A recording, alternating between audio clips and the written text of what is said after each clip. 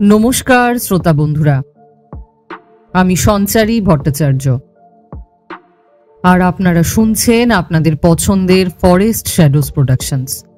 Forest shadows প্রোডাকশনসের আজকের সবিশেষ নিবেদন শিবপুরাণের এক বিশেষ কাহিনী। বেশ কয়েকটি কাহিনীর সম্ভার সাজিয়ে আমরা আপনাদের সামনে প্রতিস্থাপিত করতে চলেছি। শিবপুরাণ থেকে আহৃত এই কাহিনীগুলিকে শোনবার জন্য আমাদের পাশে থাকুন আর শুনতে থাকুন আমাদের আজকের এই বিশেষ পরিবেশনাটি।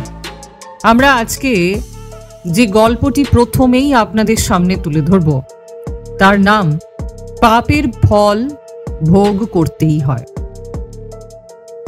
পাপ করলে তার ফল অবশ্যই পেতে হবে, সেটা যেমনই পাপ হোক না কেন। কেন তার ফল ভোগ করতে হয় সেই নিয়েই আজকের কাহিনী। তবে এই ফল কি এক জন্মেই ভোগ করা যায়, নাকি পরজন্মের জন্যেও এই পাপের ফল বা প্রায়শ্চিত্ত করার উপায় তোলা থাকে? জানতে হলে শুনতে থাকুন আমাদের আজকের এই বিশেষ পরিবেশনা।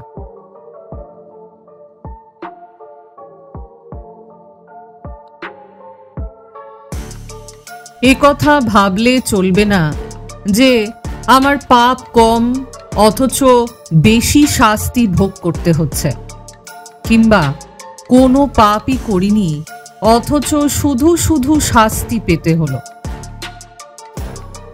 সকলের পরম বন্ধু, সর্বজ্ঞ, সর্বশক্তিমান ভগবানের এমনই বিধান যে যার যেমন পাপ সে তার বেশি শাস্তি পেতে পারে না। যখন কেউ শাস্তি পায় বুঝতে হবে সে কোনো না কোনো পাপ নিশ্চয়ই করেছে, এ তারই ফল। একটি শোনা ঘটনার কথা বলি। কোনো এক গ্রামে এক সজ্জন ব্যক্তি বাস করত। তার বাড়ির পাশেই ছিল এক শ্যাকরার দোকান। শ্যাকরার কাছে লোকে সোনা রূপা নিয়ে আসতো গয়না গড়ে দেওয়ার জন্য। শ্যাকরা অর্ডার অনুযায়ী গয়না তৈরি করে দিত। গয়না গড়ার মজুরি দিতেই তার সংসার চলত। একবার শ্যাকরার কাছে বেশ কিছু সোনা জমা পড়েছিল। এই খবরটা রাতের পাহারাওয়ালা সিপাই যেন কিভাবে জানতে পেরেছিল। সেই দিন রাতেই ওই সিপাই শ্যাকরার ঘরে ঢুকে শ্যাকরাকে খুন করে যে বাক্সে সোনা গয়না সব ছিল সেই বাক্সটি মাথায় তুলে নিয়ে চুপি চুপি সরে পড়ল। এমন সময় ওই শ্যাকরার প্রতিবেশী ভদ্রলোক রাত্রিবেলা উঠেছে প্রস্রাব করবে বলে। বাইরে এসে দেখে একটা লোক শ্যাকরার ঘর থেকে বাক্স নিয়ে পালিয়ে যাচ্ছে। সে তখন ছুটে গিয়ে চোরকে জাপটে ধরে চেঁচিয়ে বলল, তুই শ্যাকরার বাক্স নিয়ে কোথায় পালাচ্ছিস? পাহারাদার সিপাই বলল, তুই চুপ করে থাক, চেঁচামেচি করিস না। শোন, এতে যা সোনা আছে তুই অর্ধেক নে, আমি অর্ধেক নিই। সজ্জন ভদ্রলোকটি বলল, আমি কেন ওসব নিতে যাব? আমি কি চোর নাকি? পাহারাদার সিপাই বলল, আমার কথা শোন, নইলে তোর কপালে কিন্তু দুঃখ আছে। ভদ্রলোক কিন্তু সোনার পাত্র নয়, সে কিছুতেই তাকে ছাড়বে না। তখন সিপাইটা করল কি, মাথা থেকে বাক্সটা নামিয়ে মাটিতে রেখে ওই ভদ্রলোককেই জাপটে ধরে জোরে সিটি বাজাতে আরম্ভ করল। সিটির শব্দ শুনে ওই গ্রামের অন্য পাড়ার যেসব সিপাই পাহারা দিচ্ছিল তারা দৌড়ে সেখানে এসে হাজির হলো। তখন আগের সিপাই চিৎকার করে তাদের বলতে লাগলো, ওই লোকটা, ওই বাড়ি থেকে ওই লোকটাই এই বাক্সটা চুরি করে পালিয়ে যাচ্ছিল, আমি ধরে ফেলেছি। সিপাইরা ভদ্রলোককে আটক করলো। সকলে শ্যাকরার ঘরে ঢুকে দেখে শ্যাকরা মরে পড়ে আছে। ব্যাস, আর যায় কোথায়? সবাই মিলে ওই ভদ্রলোককে ধরে থানায় চালান করে দিল। পরের দিন জজের সামনে লোকটিকে হাজির করা হলো।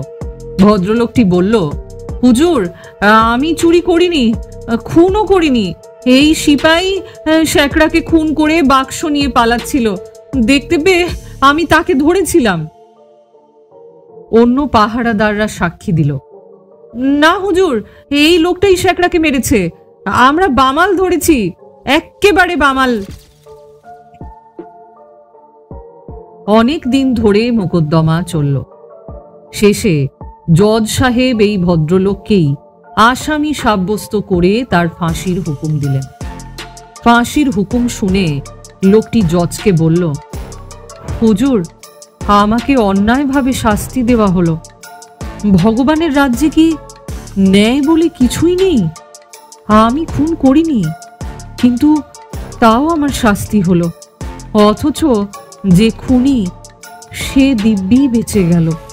এ কি অন্যায় বিচার! কেন করছেন, কেন করছেন এমন? আপনাকে না ভগবান বলে মনে করেন মানুষেরা?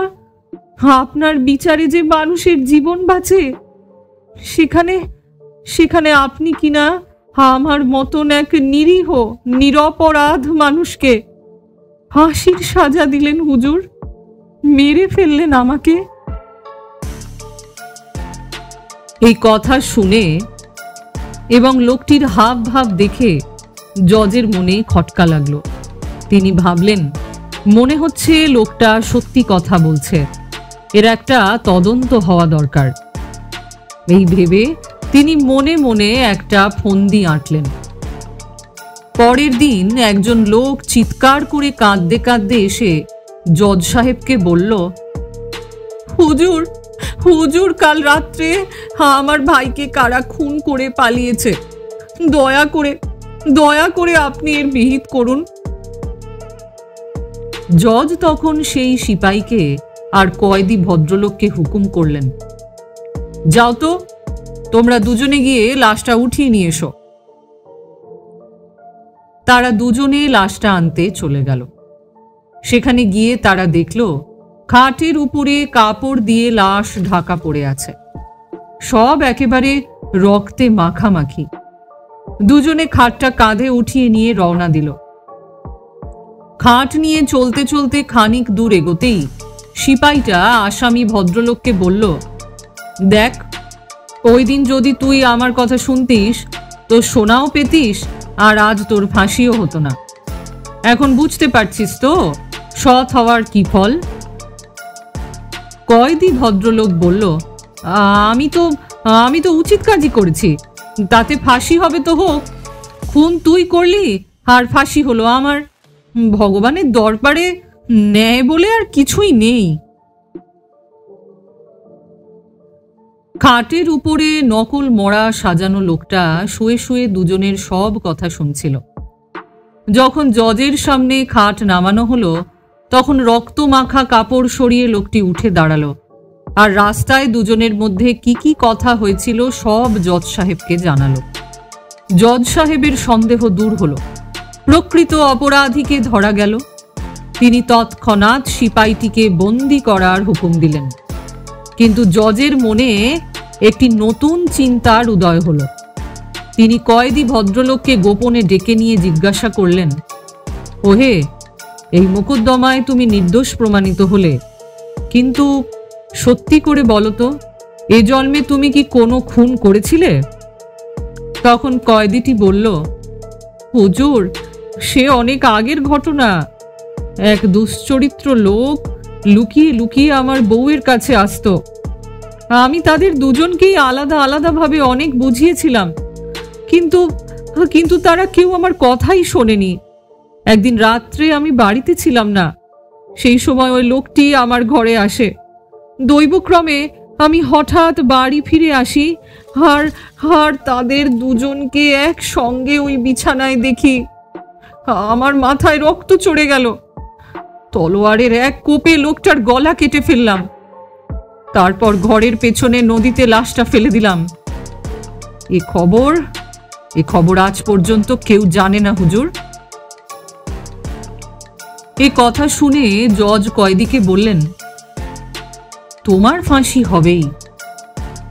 আমি ভেবেছিলাম যে আমি তো জীবনে কখনো ঘুষ খাইনি বা বেইমানি করিনি, তবু আমার হাত দিয়ে একটা নির্দোষ লোকের ফাঁসির হুকুম হলো কি করে?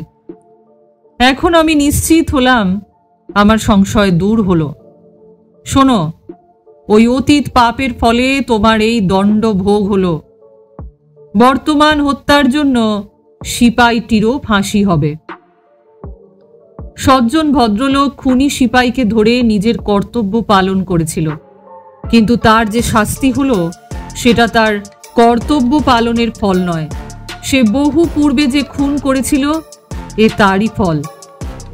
কেননা মানুষের নিজেকে রক্ষার অধিকার আছে, কিন্তু অপরকে হত্যা করা তার অধিকার নয়। এই অধিকার থাকে শাসকের বা রাজার। কর্তব্য পালন করেছিল বলে ওই পাপের ফল সে এই জন্মেই পেয়ে গেল। ফলে পরলোকের কঠোর দণ্ড ভোগ থেকে সে মুক্তি পেল। কারণ এ জগতে যে শাস্তি ভোগ হয় তাতে সামান্য শাস্তিতে পাপ ক্ষয় হয়, আর স্বল্প ভোগে শুদ্ধিও হয়। নইলে পরলোকে ভয়ঙ্কর শাস্তি পেতে হয়। এই ঘটনার দ্বারা এই শিক্ষা পাওয়া যায় যে মানুষকে তার কর্মের ফল অবশ্যই ভোগ করতে হবে, কিন্তু সেই কর্মফলের ভোগ কখন হবে তার ঠিক নেই। ভগবানের বিধান খুবই অগম্য। যতক্ষণ অতীতের পুণ্য জোরালো থাকে ততক্ষণ বিষম পাপের ফলও তৎক্ষণাৎ পাওয়া যায় না। অতীতের পুণ্য কর্মের ভোগ হয়ে গেলে, পুণ্য যখন ক্ষীণ হয়ে আসে, তখন ওই পাপের ফল ঘাড়ে এসে পড়ে। পাপের ফল ভোগ করতেই হবে, এ জন্মেই হোক বা পরজন্মে। অবশ্যমেব ভোক্তব্যাং কৃতং কর্ম শুভাশুভম না ভুক্তং ক্ষীয়তে কর্ম জন্মকোটিশ তৈরপি। মহাভারতের এই শ্লোকটির মধ্যে দিয়েই আমরা পাপ এবং পুণ্যের এক বিশদ অবতারণা চোখের সামনে দেখতে পাই। মানুষের মাঝে এই বিভেদ এবং অনিয়মিত শিক্ষার প্রভাব মানুষকে আজ এতটাই কুপমণ্ডুক বানিয়ে দিয়েছে যে পাপ করেও তারা চোখ বন্ধ করে রাস্তা দিয়ে হাসি মুখে হেঁটে যেতে পারে। মানুষের জীবন শেষ করে দিও মানুষকে নিরাকার ব্রহ্মের থেকে দূরে সরিয়ে দুস্থ কষ্টময় জীবন যাপন করতে বাধ্য করেও আর একজন হাস্যময় জীবন যাপন করে, আর সেই মানুষটা তিলে তিলে শেষ হয়।